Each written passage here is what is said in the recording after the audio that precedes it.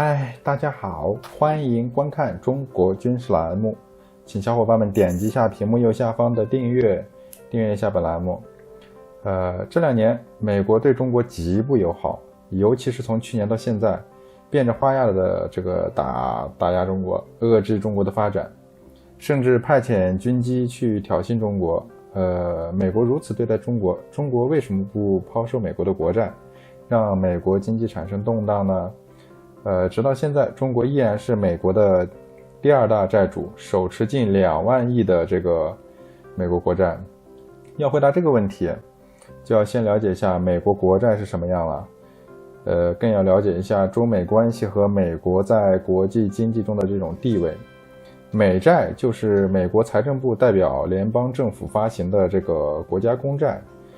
根据发行方式不同，美国国债可分为凭证式和实物式和那个记账式这种3种国债类型。中国持有大量的美元资产，这有利于中国的这个对外贸易。众所周知，中国是一个进出口大国。这几十年来呢，中国国际贸易总额也在不断的增长。而进行国际贸易的时候，美元资产就成为了一个重要的中间商。中国商品大量出口海外时，急需要用这个美元进行支付交易，在这样的情况下，需要持有大量的美元资产来保证这个国际贸易交易。此外呢，持有大量的美元外汇储备能让中国的这个抗风险能力更强。将大量的这个美元资产握在手中，这也有利于稳定中国人民币的这个兑换美元的这个汇率，避免人民币过度升值和贬值。只要美元是世界上第1大货币，那么中国就有必要去购买美国国债。更重要的是，美元的地位现阶段是无法撼动的，也无法代替的。稍等。有一个观点经常误导大家，有人说中国人辛辛苦苦赚的钱却拿来养美国人。其实这句话漏洞百出，不值得反驳。买卖国债完全是一个商业行为。当然也有人会问，要是美国国债贬值了怎么办？美国故意去加印钞票怎么办？美国不想还怎么办？其实大家大可不必担心。中国虽然购买美国国债的数量比较大，但在美国国债的这个总体量中只是冰山一角，大概只占 5.5%。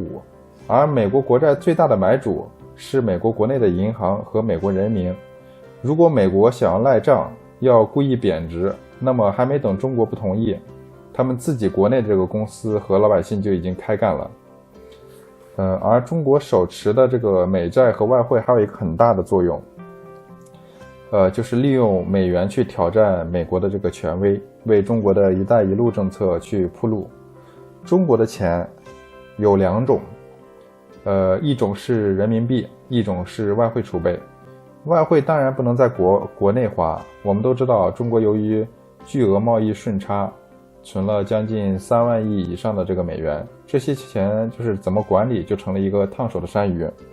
因为这是美元嘛，所以国内是花不了的，国际上花呢又特别困难，存起来呢又怕贬值，海外并购吧又受限。然后呢，美国只给中国留下了一个理财的方法，那就是向美联储去购买国债，从而保证美元最终回到美国的手上，然后完成这个美元循环。但是对中国来说，那就太不公平了。手上每拿着1美元，国内就要被动发行7元人民币。美元不仅持续贬值，而且买美国国债还不保险。万一特朗普心情不好，把这个中国踢出美元交易体系，那中国连美元都用不了，美债不就是砸到手里面了吗？而一带一路就是解决这个问题的。比如说中国修建这个科伦坡港，在这次对外基础建设中，美元不再用来购买美国国债，而是直接在斯里兰卡进行投资。既然是投资，那就不是白送的，所在国要么以贷款的模式还款，要么以分红的方式还款。如果还美元，中国不算吃亏；如果直接以人民币结算，或以原材料还款，还可以给予一定程度的优惠。无论是哪一种，回报率都比买这个美国国债要好得多。同时呢，获取中国投资的国家，整个基础建设的这个领域都得采用中国的标准，无论日后的这个追加投资，还是说要融入中国的这个经济圈，都变得非常容易。在积累了一定的这个信任度之后，甚至可以用人民币结算这个国际贸易。如此一来，中国就通过花掉美元，营造了一个人民币的这个贸易圈，不仅帮助各国实现了经济增长，而且实现了这个外汇储备的这个增值。当然了，这个增值必须要打个引号，因为这个美元现在是持续贬值，相比之下显得这个增值如果要是对比人民币资产的话，用保值更为严谨一些。所以亚投行的贷款可不是送钱，而是通过投资谋求增值回报，实现合作共赢。但在美国的眼里，一带一路就是恶魔般的行径了。首先，中国花掉了这个外汇储备，美元就无法回流美国，而是就是直接分散在广大的这个第三世界国家。大家赚了美元，大家赚取美元给美国打工的兴趣就会大减。其次，中国本来就过剩的这个钢筋水泥产能，有了去处，得到了充分的这个消费，又拉动了中国本国的这个经济增长。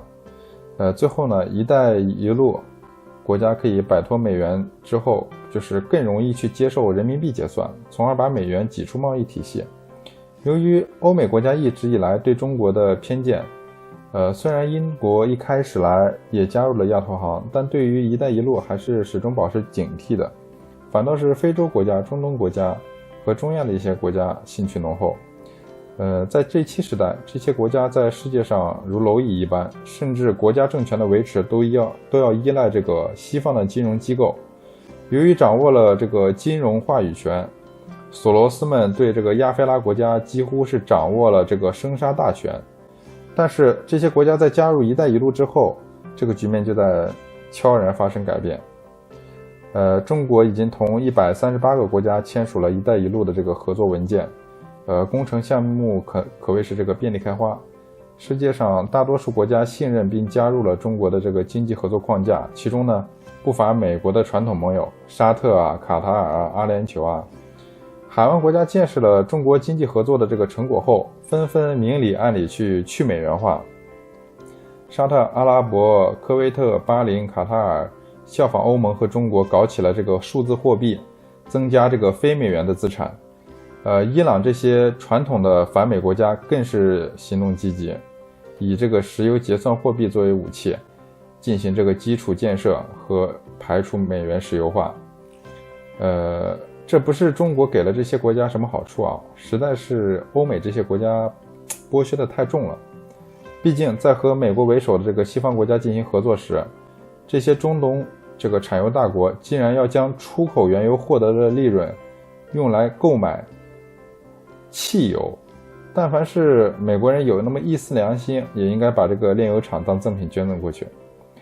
而一旦这些资源型国家耗尽了所有的这个利用价值，美国就弃之如敝履，看都不看一眼。这个世界上谁都不是傻子，以前除了欧美没有别的选择，捏着鼻子也得吃下去。但是现在时代变了，中国人把凯恩斯主义国际化，让世界大多数国家修得起路、盖得起房，能够有发展经济的这个基本条件，自然而然的就创造了这种国际消费能力。加入一带一路的国家越来越多，这个组织就越来越大，就有足够的条件去创造独立于西方之外的这种世界秩序。这就是人类命运共同体，一个没有索罗斯、没有剪刀差、没有霸权和压榨的国际秩序。好了，本期的节目就到这里，欢迎大家下期再看。